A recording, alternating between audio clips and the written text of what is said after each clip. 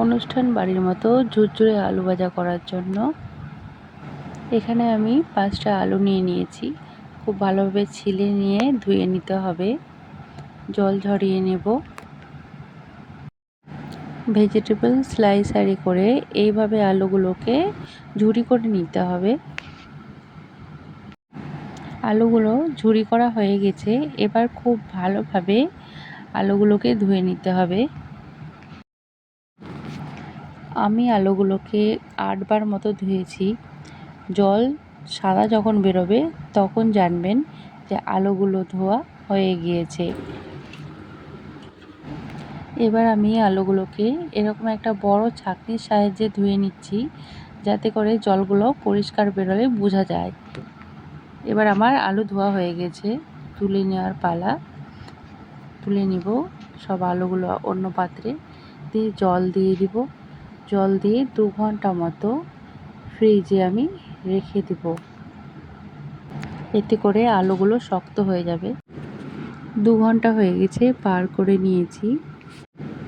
এবার এইভাবে করে হাত দিয়ে চেপে চেপে জল খুব ভালোভাবে ঝরিয়ে নিতে হবে, যাতে করে আলুর গায়ে কোনো জল না থাকে।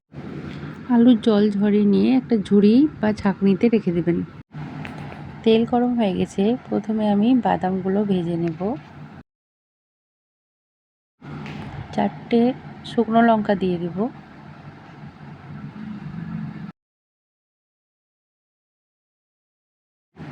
বাদাম এবং শুকনো লঙ্কা ভাজা হয়ে গেছে, এবার তুলে নেব।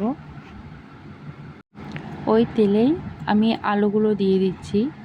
গ্যাসের হিট থাকবে হাই হিট করে খুব ভালোভাবে নেড়েচেড়ে নিয়ে ভেজে নিতে হবে।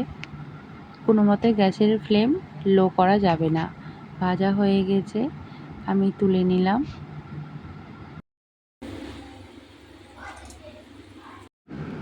আরও একবার ভেজে দেখাবো।